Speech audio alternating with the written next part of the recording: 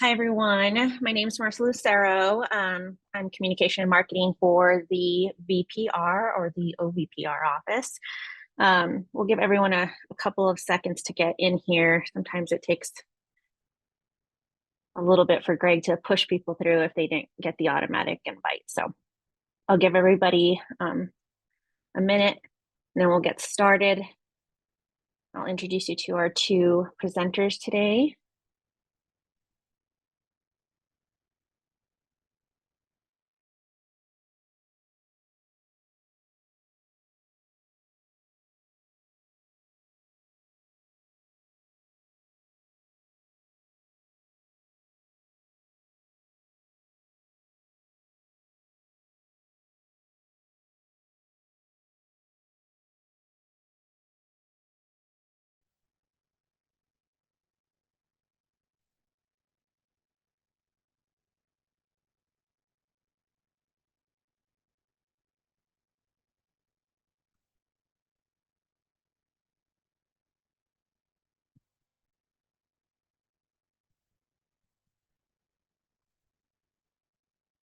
All right. Can everyone hear me okay? Has everyone got me? Okay, cool. So as I said, my name is Marcia Lucetto. I do communication and marketing for the VPR office. Previously, I actually worked in the office for University Communication and Marketing.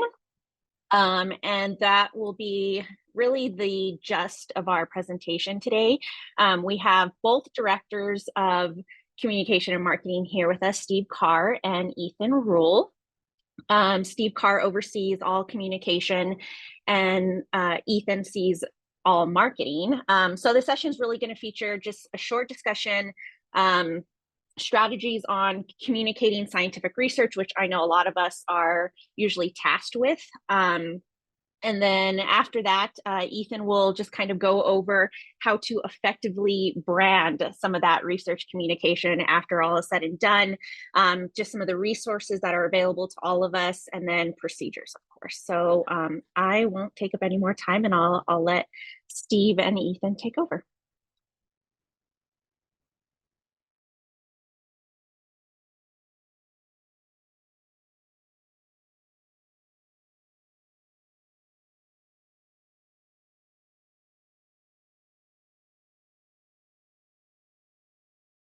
Trying to unmute my audio here. Everybody, my name is Steve Carr. I'm Director of Communications here at the University of New Mexico. And I just want to thank Marissa and the Office for the Vice President for Research for inviting us today to discuss communications and marketing. And hopefully what I'm able to provide today in terms of insights and some of the things we do and how we do them, and also some helpful tips in terms of communicating science will be useful to everybody here in the room today. So with that, I'm going to go ahead and get started, and just kind of the first couple slides kind of detail what the communications team does overall, and just high level stuff. Don't want to get too deep into things, but this will give you a good idea of how we what we do in terms of communication on our team.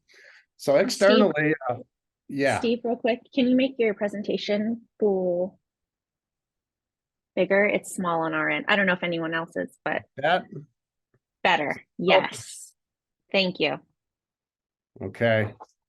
Sorry about that. I was got a few things going here, but anyway, moving on. UCAM's communication team writes media advisories, press release, in-depth features, research stories, and we also help prepare administrative statements for the executive administration for the most part. The communication staff coordinates and facilitates all those above communications and PR activities, and we distribute or disseminate this information through a variety of mediums.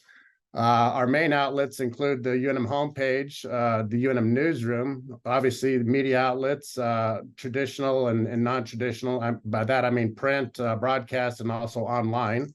And then also we push that information out through social media. In terms of internal communication efforts, those include campus-wide messaging from the president's and provost's office, including the president's weekly perspective, the academic dispatch, which comes out of the provost's office, and other executive level administrators as necessary. We also released the UNM News Minute, which is a twice weekly release of campus news and information. That typically goes out on Tuesdays and Fridays. Some of you in the past may have seen that released on a Monday and Thursday, but we were asked to kind of stagger the release on that information. So that has moved to Tuesday and Friday at this point in time.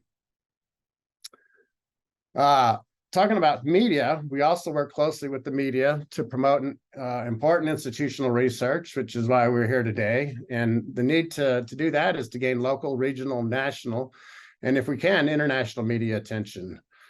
Stories might include faculty interaction with students, kind of the mentor-student relationship, if you will, working on research, articles in academic and scientific journals.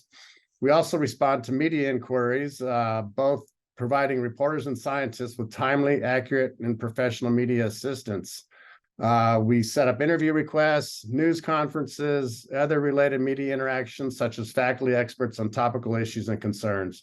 And typically, in terms of the faculty experts, we'll get queried almost every day in terms of faculty experts. And this is one area where we can bring our knowledge to the media and kind of localize a national story or regional story and kind of put a New Mexico angle to it if it applies to us. In many instances, there is an angle there, and that's why the media reach out to us for faculty experts. We also provide other public statements for university initiatives and or issues to ensure the accuracy of the information being communicated.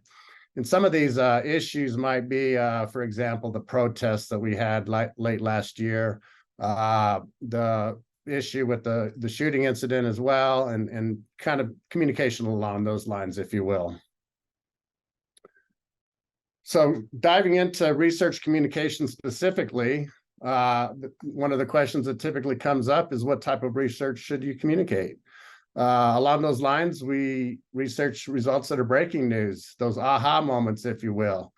Research results that are not breaking news, research that'll make an impact, but may not be top of mind for some people. Let's take climate change, for example. That's something that is kind of ongoing. It's not necessarily breaking, but the insights and the research and the knowledge that we're gaining from that research into climate change is essential to put out so the policymakers can make decisions to help us mitigate those issues. And then also broader impacts, including activities and outcomes. And that's basically, let's say you get a $3 million grant, it's a 2 to 3 year grant. And what we're talking about there is what have you accomplished after those 2 or 3 years?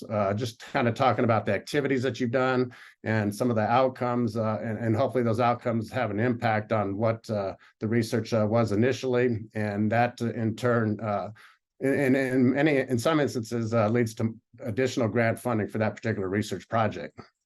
And then, of course, other interesting aspects of your research, trends and or activities connected to your research and organizational funding. Some of the more notable areas, which I'm sure you're all familiar with, is science and AAAS, National Science Foundation, and also the NIH, National Institutes of Health. So that leads us to the next kind of step in the process, and that is when to communicate. Ideally for us, it's at least 2 weeks out for research purposes. Somebody sent me a paper this morning, and that paper is getting published tomorrow, and that is not enough time for us to coordinate activities and to put out something that is meaningful and well thought out. So that kind of puts us in a little bit of a bind. But once you realize that you have something that a research paper that's coming out in a publication, once you know that is happening and moving forward, that's a great time to get to let us know about that information. So that's either thinking of writing one or having written a press release. Other good opportunities to contact your beat representative include obtaining a quote from your program officer at a funding agency to include in your press release. And this is a kind of a liaison for us in terms of working with the NSF, NIH, science, or whatever the publication might be. we can reach out to those communicators as well and kind of facilitate that process and obtain quotes for you as it's relevant to the research that is being published. If you'd like UCAM to publish your press release on the UNM Newsroom website, and that's, again, one of our main mediums in terms of pushing out news and information. The media comes to that site quite often, and it's basically a 24/7 operation that we can schedule out at any time during the course of a week throughout the course of the year. So if there's embargoed information out there, we can schedule it accordingly. And when that embargo lifts, that newsroom story will become live. Also, other opportunities to contact your beat representative is to share the interesting results of your research that is not necessarily breaking news. And if it's not breaking news, then, and if it's not an embargo, and it's not a time deadline, then there's, we kind of have a little bit more flexibility in terms of putting that news and information out. And then, of course, if you'd like to share video or pictures of your research that include the broader impact activities, those are always good things to include as well. And when creating your communication material, your beat representative or your colleagues can suggest ways to help simplify technical language. We find generally that is one of the difficult barriers to overcome in communicating science. And what we want to do, our ultimate goal is to make it suitable and understandable for certain audiences. And typically that's a high school audience in our case. High school audience or above. So then that leads us to another aspect of research communication and why you should communicate that research. As an R1 institution, it's important for the university to highlight institutional research. Science research is important and essential to communicate, helps others understand why scientists and researchers, people like you, invest so much time and effort to promote and study research. And then why should you? I mean, you have the opportunity to give people a view through your lens when you communicate your science. And this is your opportunity to kind of portray that science and its relevance and its impacts to a broader population, a bigger audience, if you will. It's also easy for people to forget the role that science plays in our everyday lives, just some of the simple things that we take for granted, for example, not just in technological applications, but in general, how the world works. Additional reasons to communicate your research include showing people why you care, or why they should care, actually, about your science and scientific perspective. Helping lead the greater public understanding of the value of NSF-funded research, and also NIH and any other grant funding agency for that matter. I just chose NSF in this instance because they're usually top of mind for us. Taxpayers always want to know where their dollars are going and how they're being used, and that's especially important for a public institution at the such as the University of New Mexico. And then also those government-funded agencies that I mentioned previously, they're funded by taxpayer dollars. So you and I both should be interested in how that money is being spent and what it's being spent on, and the results that are coming out of that research. And then, of course, your science is cool. Why not share that excitement and about it and inspire others as well? And part of that inspiration, which is why we feature stories on the homepage, kind of in turn affects enrollment management. Part of what we're trying to do here in the communication area is to inspire potential students to take a look at the university based on the research that we're publicizing and putting out and releasing. This type of research, and there's a lot of undergraduate research, so it's not like it's just graduate level. Students who come in at the ground floor practically can almost get involved, after a semester or two with the undergraduate research. So that's another key aspect that we tend to think about when we're trying to publicize your research, and just generate some interest among some potential high school students that may be interested in the University of New Mexico. I also want to get into a few tips, things to think about. And these are the kind of main areas that you want to consider before putting together a press release. Who is your audience? Who are you trying to reach? Are there other experts in your subfield? Other scientists in other fields and non-experts in your field that might be useful to it? And other non-experts, including just the general public, essentially. So who exactly are you trying to reach there?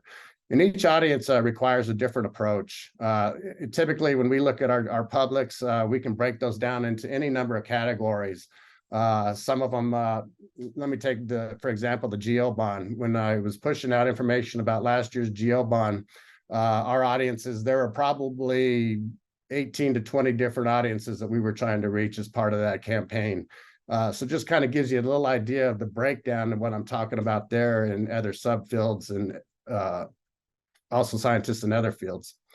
That said, some audiences require more background information than others or a different emphasis. And it's not dumbing down your research per se, but it's just using the language that resonates with that particular audience. And with that, it's obviously best to have that audience in mind when creating your materials. And similarly, with some of the work that I understand that research administrators do, that is a key point to consider, the audiences that you are trying to reach. Next is, what is your main message? What's the point you are trying to get across? What do you want the audience to get from your communication? So the thinking behind that tip is to structure your material so that this is clear to each and every audience. And next point I have for you is, why is your message important? Why are you communicating this research in the first place? And that goes back to previous slides, because not only is it cool, but it's meaningful, it's impactful, and it basically keeps that scientific approach to how things work in the world top of mind for people, which is really fascinating in a lot of instances if you sit down and just kind of go through some research and how does this impact my life? So the answers to these questions should influence how you're communicating and what to include. So also have some do's and don'ts for everybody. And these are simple, very simple things to keep in mind and when you're pulling together your materials. First off, be concise. And I've kind of alluded to that point in several of the other bullet points. People experiencing new information often understand more easily if given smaller amounts of material to process as opposed to long explanations. So this doesn't necessarily boil down into short, choppy sentences, but sentences that are short enough that they're not trying to manage 4 or 5 different thoughts in one sentence and trying to digest all that information at once. So we tend to try to break it down into smaller amounts of material that are easily understandable. Next suggestion, or do, if you will, is to edit. Once you have created your material, look at it with a critical eye. Have someone else look at it as well. This might involve taking some time away from it, just kind of setting it aside and doing something else temporarily so that you can kind of come back to it fresh and take a good new approach to it, if you will. And a lot of times that'll kind of spark some creative juices. I can word this or rephrase it in a different way. And don't be afraid to change it if you realize that it is not getting your message across in the right way to the right audience in the manner that you feel is being effective. Couple more do's for you. Do think about your visuals, such as pictures and graphics. The old adage, a picture tells us a story of 1,000 words, certainly applies here. We always are looking for some great imagery to include with our research stories. It could be pictures of your experiment itself, your research, your lab, out in the field, wherever you're at.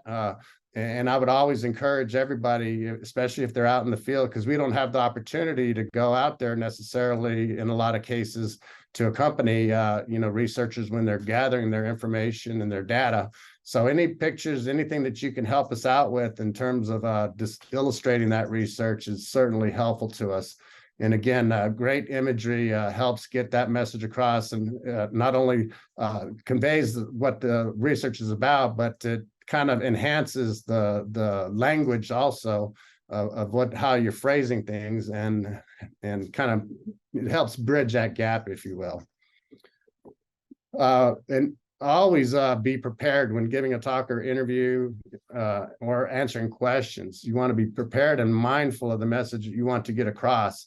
And a lot of times this involves pre-preparation before you even are asked to give any presentations or answer any questions. It's just things that you want to keep in the back of your mind as you're going through and pulling together your materials.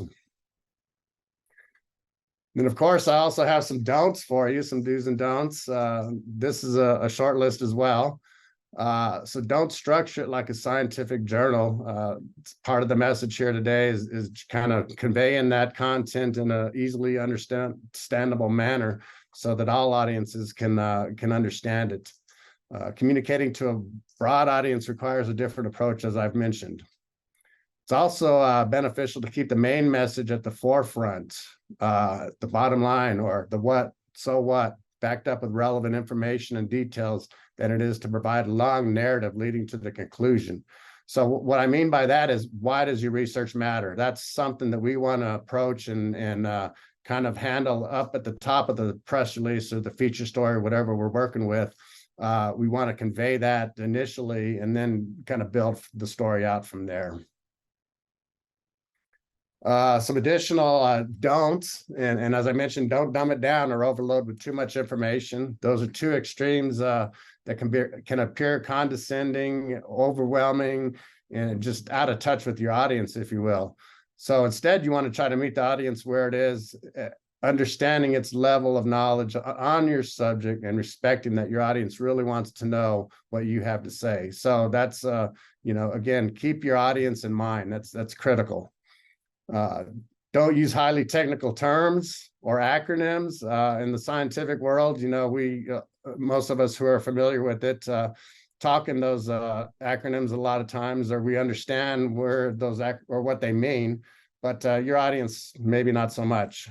So if your audience hasn't been working in your field, again, they may not know all the technical terms or acronyms you regularly use to communicate with experts in your subject area or with colleagues here at the university or abroad, wherever your research takes you.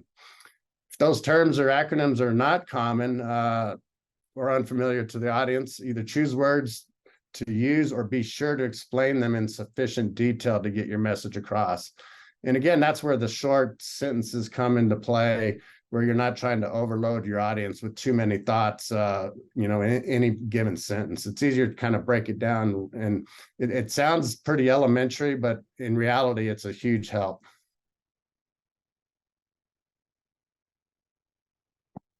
I also have a research outline that I typically have worked off of for years. And this kind of helps me to demonstrate and to illustrate the research that is being talked about. I start out with a background, and essentially this is, I'll ask a researcher to give me their 30-second elevator speech, if you will. And that'll give me enough at the beginning of the story to help kind of build it out, as I mentioned previously.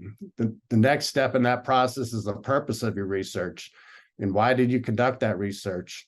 From there, we discuss the process, the steps you took to acquire your data, to learn what you set out to do, your hypothesis, and so forth.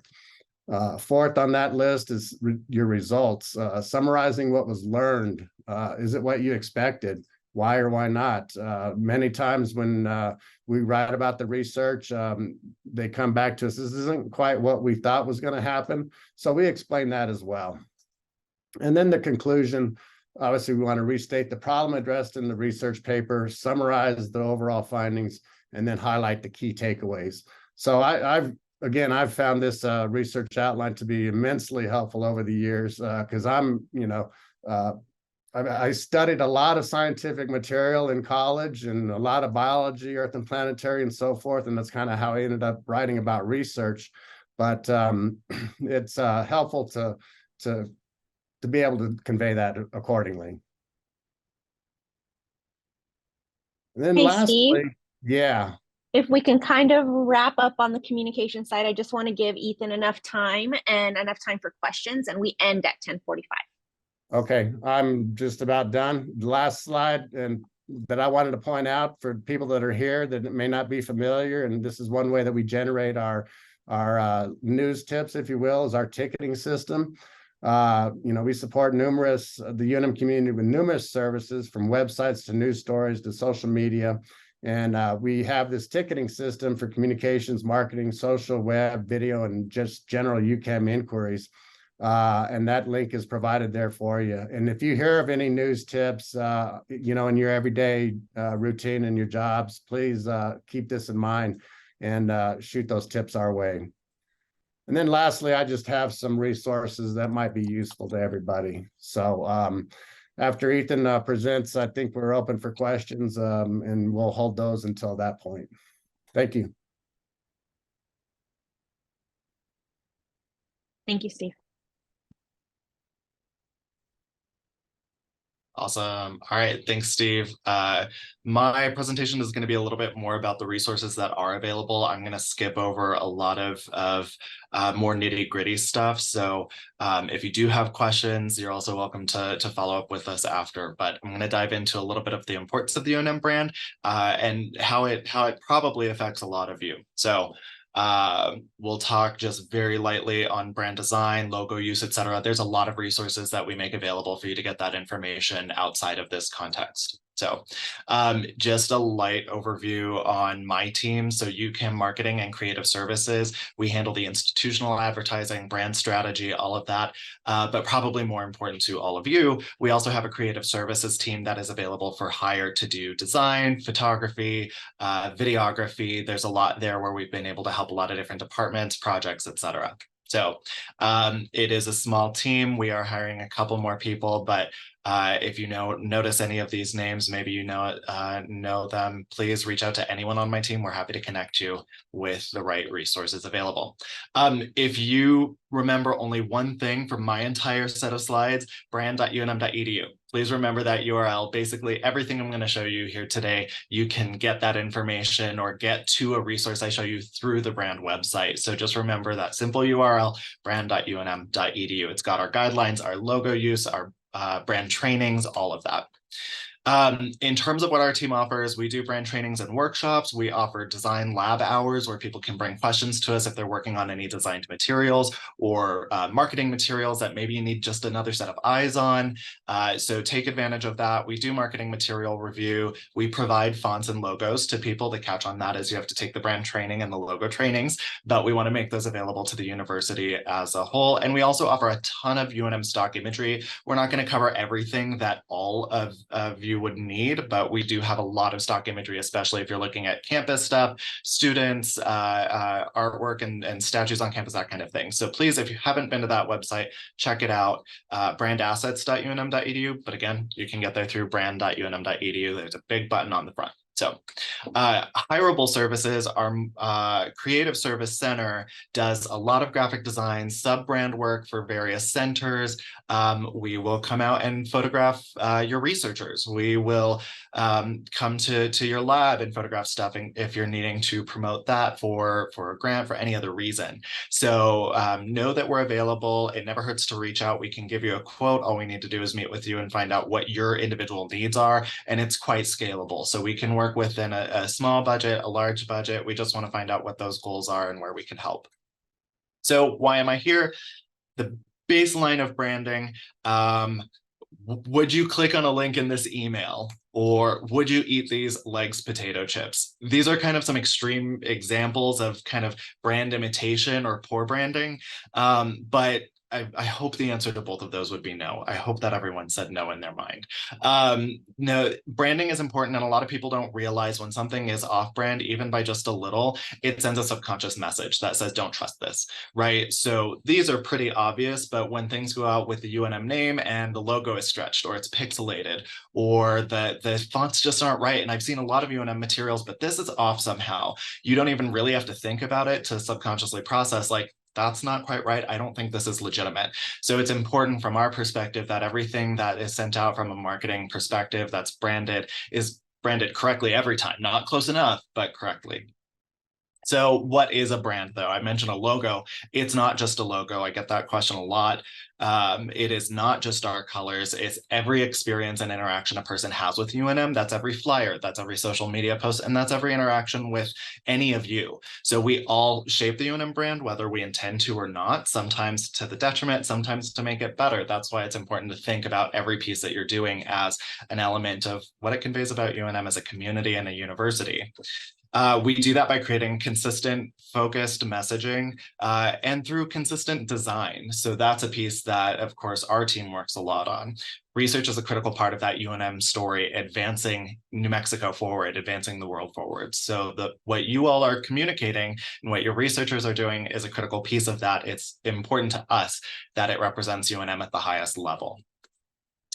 Messaging, some of you may have heard various pieces of this. We use it a lot, but we talk about UNM as a culture of contrast, not a contrast of cultures, really a place where a diverse set of minds from all backgrounds, all points of view can come together and really advance in a lot of different areas, whether it's research, the classroom, patient care, et cetera. Visually, I would describe our brand in a couple of ways. One is bold and vibrant and contrasting, expecting the unexpected, seeing things in different points of view. This cup up here kind of shows these are the contents, same contents in each cup. It's the way you look at things that can be different. And then also a lot of our branding, we have really applied the look and the feel of campus. We have a stunning campus into materials. So how do you get the beauty of our campus onto a brochure? And we've done that in a few unique ways. Each of us defines all of us. I will also say, and I took the slide out, a brand is not a slogan. UNM does not have a slogan. I discourage people from having slogans when it comes to their own work because it is not necessarily helpful. It pigeonholes you and it gets lost unless you have, Nike just do it amounts of money. Slogans aren't retained. So brand elements, I'm not going to go through every element. There is a brand design workshop that's available. It is on demand. It's online at brand.unm.edu. But there's a lot of tools in that brand design toolbox to make something look consistently UNM. So explore that, take the workshop, again, take advantage of the lab hours if you're needing help implementing something. It may be, I need some help figuring out what photos work here, or it could be down to the very nitty gritty of, I'm not getting the shadows quite right. What am I doing wrong? And we will dive in there with you into Adobe. If anybody is using Adobe Creative Cloud, we're happy to help on that level, PowerPoint, whatever it may be. A few things that are worth knowing are color palette, fonts. Of course, UNM's primary colors are cherry silver, Lobo gray, and turquoise. I say this, and I'll bring up promotional items here in a minute, but that's an important piece there that we're really pushing that primary color palette throughout any of our materials. The secondary colors are there. They're certainly available, but when we're looking at things like, say, cups, we want it to be a cherry or a turquoise cup with your logo on it, not a green cup. A neutral would be Lobo gray or a slightly off-white or something like that. Our fonts are Vitesse and Gotham. Again, we make those font files available. You just take the brand training, you send in a font license form because it is a proprietary font that we have purchased from another company. And then we give you those font files with instructions on how to install them. The UNM logo, I'm sure everyone here is familiar with it. We have the primary university logo, can be used in a lot of ways. We also have unit logos. Those are going to be for your centers, your schools, colleges, etc. Now, specific projects may not be at a unit logo level. If it is time-bound, if it's only going to last for so long, if it's interdisciplinary, it may not quite reach a logo level. Talk to us. We can figure out what that identity is. But you can also request a unit logo. I know there are several that don't have logos, so you can always come talk to us and we can assess, do we need to get a logo built for you?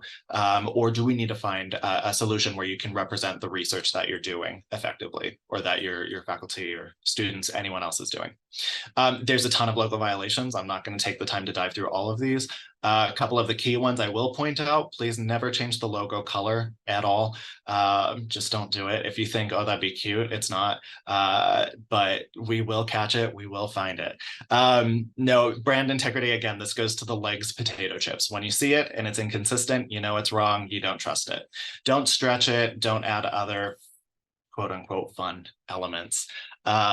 So moving on from that, when it comes to logos, if they have been provided to you, and these are all slides from the logo presentation, but please use them effectively. Don't change them. Pay attention to the clearance space. Do not stretch them. Again, don't try to eyeball it and get it close enough. We don't want close enough. We want on brand every time. So things like when you're working with it in Word, drag from the corners, make sure it is scaling appropriately, not stretching or skewing. So one area that this affects a lot of folks is promotional items. I would imagine that a lot of you are tasked with ordering promo items to give out for research projects or whatever, pens, cups, whatever it may be.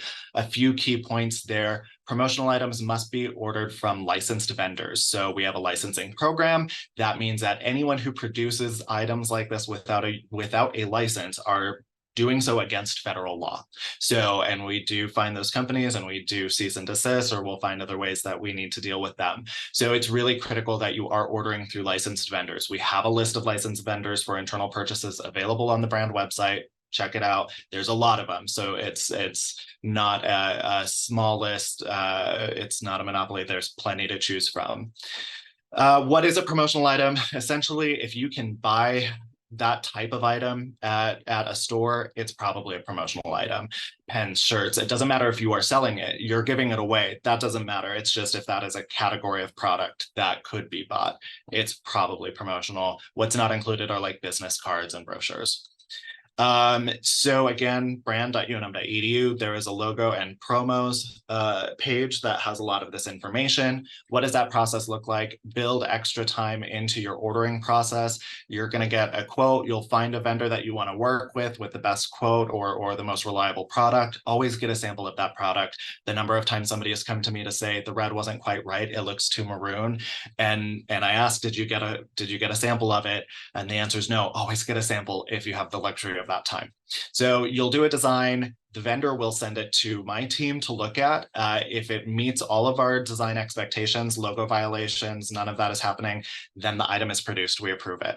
If it comes to us and it's got wrong fonts, or it is a purple mug and there's not a reason for it to be a purple mug, then we'll send it back, and that can really tack on time to your ordering process. So really build that time in and do it in a way that you're making sure your items are going to be approved the first time around, and you can do that by talking to us first before you order it. A few common errors that I see, or common reasons something is sent back: if it's not a brand color, right? That purple mug doesn't need to be purple. It should be a UNM brand color, or at the very least a neutral, so a gray, a white, maybe an off-white, depending on what the product is, like a tan. There are times when it doesn't need to be a color, or it's more appropriate to be a different color, right? A t-shirt for a breast cancer awareness event, that's going to be pink. That makes sense. We'll approve that. But talk to us first if it has a very specific need to be an off-brand color. The name of the university, if you're using it anywhere, our trademark name is the University of New Mexico. Make sure it's got a "the," it will get sent back without. If it's missing trademark symbols, if it's got logo violations, or if it's designed with off-brand fonts, those are all reasons why a promotional item design will be sent back to you. Black, this is back to that color palette. Black is not a UNM color. We highly discourage black. There is a time and a place. It is necessary sometimes, but we highly discourage it. And even more importantly, we discourage the red-black color combo. There are schools in our conference, in our region, our peer institutions who are red and black. We are not. So red and gray, red and charcoal gray, any of that works, but we don't do black items. That is a common reason things will be sent back. Using the fonts as appropriate. Again, if you need help, come talk to us. And this is, I believe, my last slide. So brand.unm.edu, UCAM support, and creative services. Those are all huge resources to you. Take advantage of creative resources. I know a lot of you are asked to be a jack of all trades, right? You're having to deal with ordering, you're dealing with the billing, and then you're also asked, hey, can you make my presentation slide and also a flyer for this? That's a lot. It's a lot to do. Come talk to us, because we may have resources that we can just hand over that are available for you, or creative services may be of use to you, that for a matter of a couple of hours, we can get you a whole toolkit, or come photograph your lab so you've got what you need there. The last thing I'm going to share is that website. So brand.unm.edu, huge help. It has got brand writing tips, quick reference guide for some of the AP style common mistakes that happen. It's got a promos and apparel page with some common issues there, all of our licensed vendors. Under brand support, we've got trainings. So these are on-demand trainings. These are our brand lab hours when those are being held. They're every month. Marketing material review. If you want us to take a look at your materials to make sure it's on brand, there are no issues, or just, hey, I think this is really good, but what steps could I take to improve it? Send it in this way. We are happy to help and review that. And then there's any number of marketing requests that you might have, whether it's fonts, logos, requesting a specific presentation to your researchers, your team, whatever that may be, general inquiries. All of those are available. Explore the site. And with that, I think I beat my practice time earlier, so I know that was rushed and we have 1 minute for questions, but we'll open it up.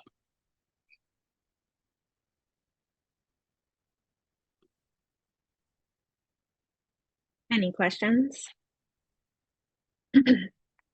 I will say, just while we're waiting for any questions, if you have time to take advantage of the lab hours, the branding lab hours, please, please, please, please, please do that, because as Ethan kind of mentioned, the creative services portion, some departments just don't have the money to pay for creative services. But if you go to their lab hours and you're working on a project, their whole team is there to help you, and they will help you kind of get to where you're going. If your team, your research area just doesn't have the funds to pay for something elaborate, they will help you work with that if you attend their lab hours. So that's really great. Also, I'm going to put in the chat the link to the UNM newsroom to give you guys an idea of what news stories look like. So I know Steve kind of harped on the like, you know, an academic paper versus a press release versus a newsroom story. So I'm going to put that in there to give you guys both an idea of what that looks like. Also, if you are a research administrator in a college or school, most of you guys have designated communication and marketing representatives. Most those representatives, those marketing and communication managers, work with these two, Ethan and Steve, on a regular basis. So if you want to touch base with them first, they're always there to help you guys with any of your communication and marketing needs. If you're not in a school or college, but you're doing something research related, that's also what I'm here for in the VPR's office. So you can always reach out to us too before you take it to Steve and Ethan.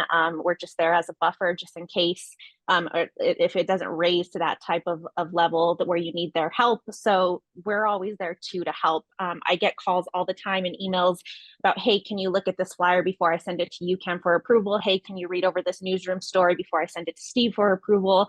Can you edit it for me? So that's what I'm also here for. And then, like I said, if you are in a designated school or college, most of you have designated communication and marketing managers.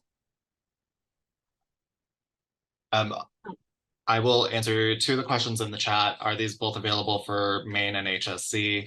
Kind of. A lot of what I talked about and a lot of what Steve talked about, they're available to everyone. The resources on our site are available to everyone at UNM. Creative Services is hired by everyone. We do a lot of work for College of Nursing. We do a lot of work for the entire campus. Certain things will end up redirected to the appropriate office.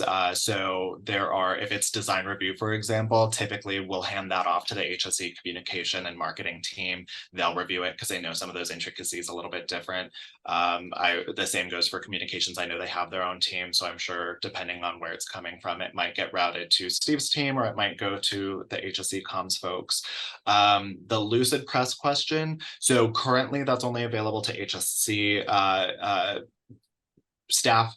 That is the HSC marketing team that is leading that charge. We've partnered with them to pay for that contract, but we have not been able to get it up and running for Central Campus yet. It is on our goal, our wish list, and when we've got full staff, we're hopeful to do that. Any other questions? I think we have like about 30 seconds left. Rapid fire. I hope this was helpful for all of you. Thank you so much. Like Ethan kind of said, I know a lot of you are tasked with wearing so many different hats. So we are recording the session, so anything that was presented in it we'll have available on the research.unm.edu website. We'll see you back in the main room. Thanks, Steve. Thanks, Ethan. Thanks, Marissa.